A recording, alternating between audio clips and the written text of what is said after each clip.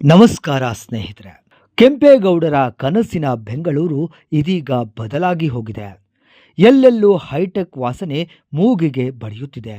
ಹೇಳ ಹೆಸರಿಲ್ಲದಂತೆ ಗತ ನೆನಪುಗಳು ಎಲ್ಲರ ಮನದಿಂದ ಮರೆಯಾಗುತ್ತಿವೆ. ಆದರೂ ಆ ಕಾಲದ ಬೆಂಗಳೂರಿನ ವೈಭವ ಸವಿದವರಿಗೆ ಗೊತ್ತು ಅದರ ಮಾಧುರ್ಯ. ಬೆಂಗಳೂರಿನಲ್ಲಿ ಇಂದು ಹಳೆಯ ಕಾಲದ ಚಿತ್ರಮಂದಿರಗಳನ್ನು ಕೆಡವಿ ಅಲ್ಲಿ ಬೃಹತ್ ಸಂಕೀರ್ಣಗಳು ಎದ್ದು ನಿಲ್ಲುತ್ತಿವೆ. ಇದು ಆಧುನಿಕತೆಯ ಭರಾಟೆಯ ಪ್ರತಿಫಲ. ಇನ್ನೊಂದಷ್ಟು ದಿನ ಕಳೆದರೆ ಬೆಂಗಳೂರಿನಲ್ಲಿ ಹಳೆಯ ಕಾಲದ ಕುರುಹುಗಳು ಸಂಪೂರ್ಣ ಮರೆಯಾದರೂ ಅಚ್ಚರಿಯಿಲ್ಲ. ಗತ ಕಾಲದ ಅಂತಹ ಅಚ್ಚರಿಗಳನ್ನು ಮುಂದಿನ ಪೀಳಿಗೆ ಕೇವಲ ಇತಿಹಾಸದ ಪುಟಗಳಲ್ಲಿ ಹುಡುಕಿ ತಿಳಿಯಬೇಕಷ್ಟೆ. ಬೆಂಗಳೂರಿನ ಎಲ್ಲೆಡೆ ಇದ್ದ ಚಿತ್ರಮಂದಿರಗಳು ಇಂದು ಸಾಕಷ್ಟು ಕಣ್ಮರೆಯಾಗಿವೆ. 1905ರಲ್ಲಿ ಬೆಂಗಳೂರಿನಲ್ಲಿ ಪ್ರಥಮ ಚಿತ್ರಮಂದಿರ ನಿರ್ಮಾಣವಾಯಿತು. ಅಂದಿನ ಕೃಷ್ಣರಾಜ ಮಾರುಕಟ್ಟೆ ಎದುರುಗಿದ್ದ ಜನೋಪಕಾರಿ ದೊಡ್ಡಣ್ಣ ಶೆಟ್ಟರ ಶ್ರೀ ಲಕ್ಷ್ಮೀ ನರಸಿಂಹ ಧರ್ಮಸಂಸ್ಥೆ ಆವರಣದಲ್ಲಿ ಈ ಚಿತ್ರಮಂದಿರವನ್ನು ಅಂದು ಕಟ್ಟಿಸಲಾಯಿತು.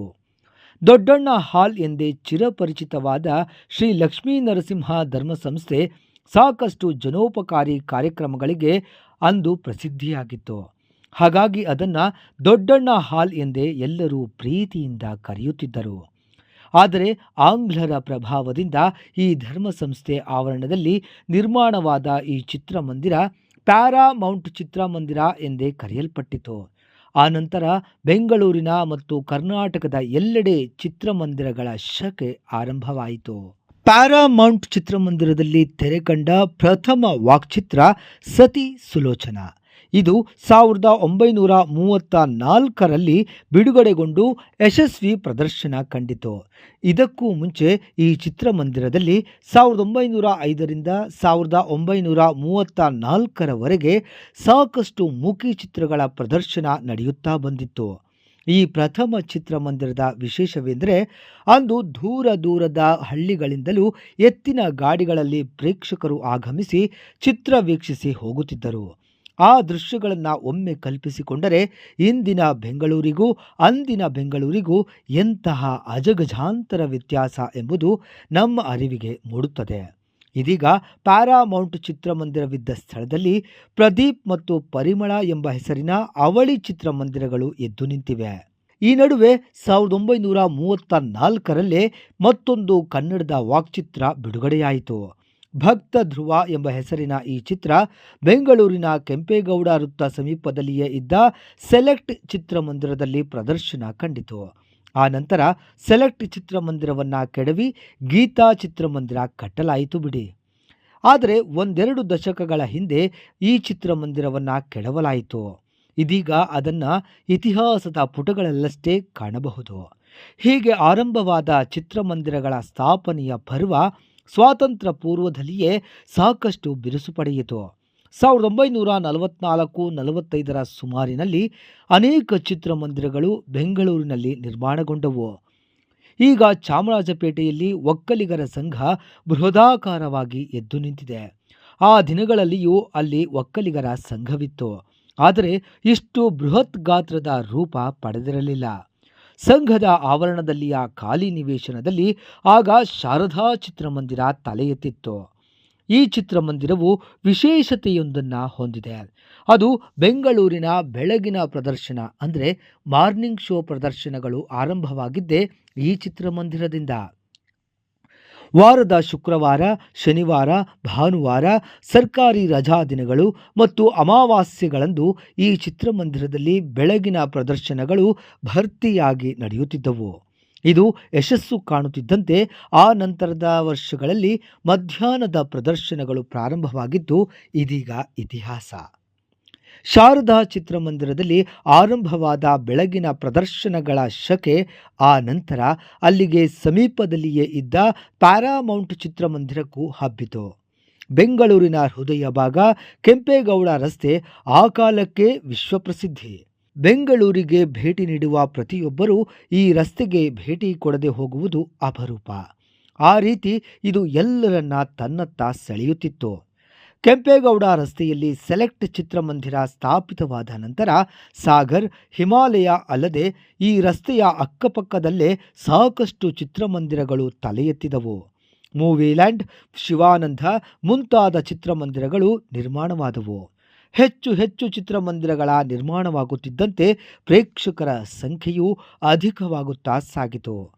ಈ ನಡುವೆ ಚಿತ್ರಗಳ ನಿರ್ಮಾಣ ಸಂಖ್ಯೆಯು ಬೆಳೆಯುತ್ತಾ ಬಂದಿತು.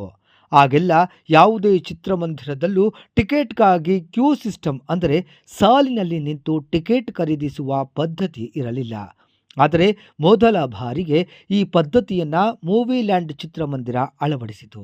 ಅದಕ್ಕಾಗಿ ಮರದ ಬೊಂಬುಗಳನ್ನು ಕಟ್ಟಲಾಗಿತ್ತು ಎಂದು ಹಳಬರು ಆ ಕಾಲದ ನೆನಪುಗಳನ್ನು ಹಂಚಿಕೊಳ್ತಾರೆ. ಕೆಂಪೇಗೌಡ ರಸ್ತೆಗೆ ಹೊಂದಿಕೊಂಡ ಜೆಸಿ ರಸ್ತೆಯಲ್ಲಿ ಭಾರತ್ ಚಿತ್ರಮಂದಿರ ನಿರ್ಮಾಣವಾಯಿತು. ಇದು ಕನ್ನಡ ಚಿತ್ರಗಳಿಗಷ್ಟೇ ಮೀಸಲಾಯಿತು.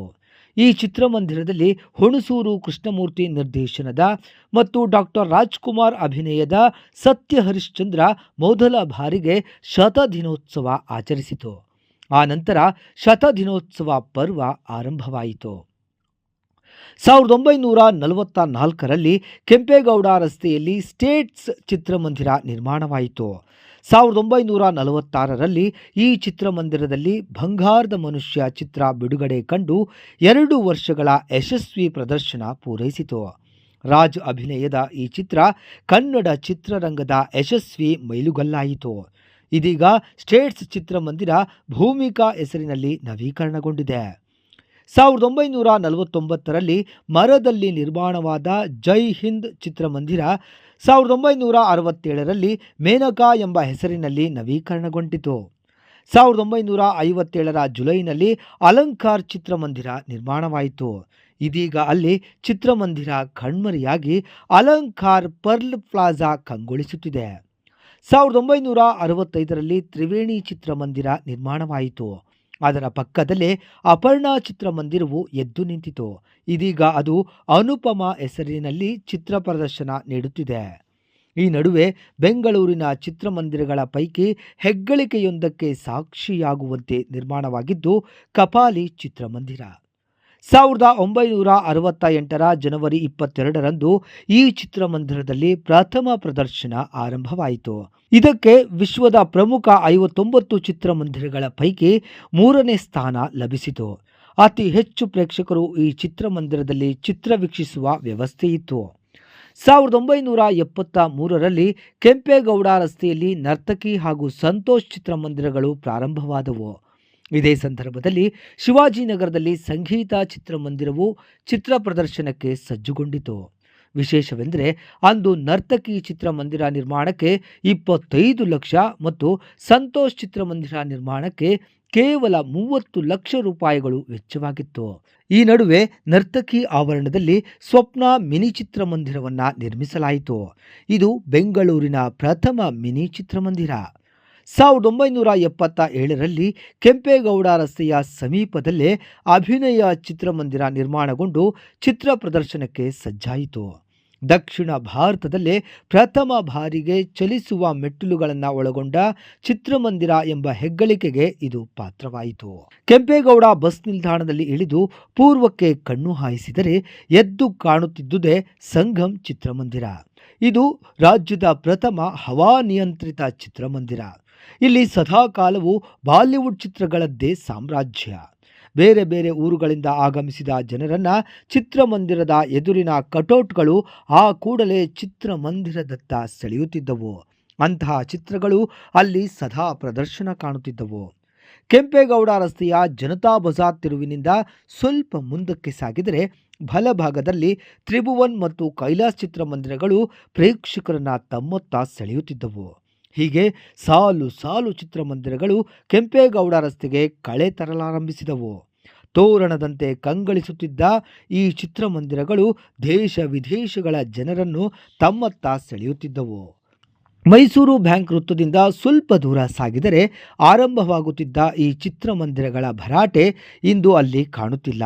ಕೆಂಪೇಗೌಡ ರಸ್ತೆಯ ಎಡಭಾಗದಲ್ಲಿ ಪ್ರಭಾತ್, ಮೇನಕಾ, ಕೆಂಪೇಗೌಡ, ಅಭಿನಯ, ಕಲ್ಪನಾ, ಅಲಂಕಾರ್, ಸಂತೋಷ್, ನರ್ತಕಿ, ಸ್ವಪ್ನ ಮತ್ತು ಮೆಜೆಸ್ಟಿಕ್ ಸೇರಿ 10 ಚಿತ್ರಮಂದಿರಗಳು ಸದಾಕಾಲ ಪ್ರೇಕ್ಷಕರಿಂದ ತುಂಬಿ ತುಳುಕುತ್ತಿದ್ದವು. ಅದರಲ್ಲೂ ಮೇರು ನಟರ ಚಿತ್ರಗಳು ಬಿಡುಗಡೆಯಾದ ಸಂದರ್ಭಗಳಲ್ಲಂತೂ ಕೆಂಪೇಗೌಡ ರಸ್ತೆ ಜನದಟ್ಟಣೆಯಿಂದ ಸಾಕಷ್ಟು ವಾಹನ ಸವಾರರು ಪರದಾಡುವಂತೆ ಮಾಡುತ್ತಿತ್ತು. ಎಲ್ಲಕ್ಕಿಂತ ಮಿಗಿಲಾಗಿ ಚಿತ್ರ ಪ್ರದರ್ಶನ ಮುಗಿದ ನಂತರ ಈ ಜನದಟ್ಟಣೆ ದುಪ್ಪಟ್ಟಾಗುತ್ತಿತ್ತು. ಇನ್ನು ಮೈಸೂರು ಬ್ಯಾಂಕ್ ವೃತ್ತದಿಂದ ಸ್ವಲ್ಪ ದೂರ ಸಾಗಿ ಬಂದರೆ ಬಲಭಾಗದಲ್ಲಿ ಮೊದಲಿಗೆ ಹಿಮಾಲಯ, ಆನಂತರ States, Sagar, Tribhuvan, Kailash, Triveni, Aparna, Kapali, movie land ಮತ್ತು ಸಂಗಮ್ ಸೇರಿ 10 ಚಿತ್ರಮಂದಿರಗಳು ಪ್ರೇಕ್ಷಕರಿಂದ ಸದಾಕಾಲ ತುಂಬಿರುತ್ತಿದ್ದವು. ಅಷ್ಟೇ ಅಲ್ಲ, ಕೆಂಪೇಗೌಡ ರಸ್ತೆಯ ಆಸುಪಾಸಿನಲ್ಲೂ ಸಾಕಷ್ಟು ಚಿತ್ರಮಂದಿರಗಳಿದ್ದವು.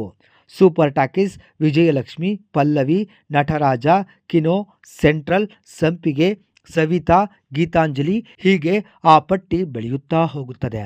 ಆದರೆ ಇಂದು ಈ ಚಿತ್ರಮಂದಿರಗಳ ಪೈಕಿ ಸಾಕಷ್ಟು ಚಿತ್ರಮಂದಿರಗಳು ಕಣ್ಮರೆಯಾಗಿವೆ. ಅಲ್ಲಿ ವಾಣಿಜ್ಯ ಸಂಕೀರ್ಣಗಳು ಎದ್ದು ನಿಂತಿವೆ. ಹಾಗಾಗಿ ಹಳೆಯ ಕೆಂಪೇಗೌಡ ರಸ್ತೆಯ ವೈಭವ ಇಂದು ಕಣ್ಮರೆಯಾಗಿದೆ.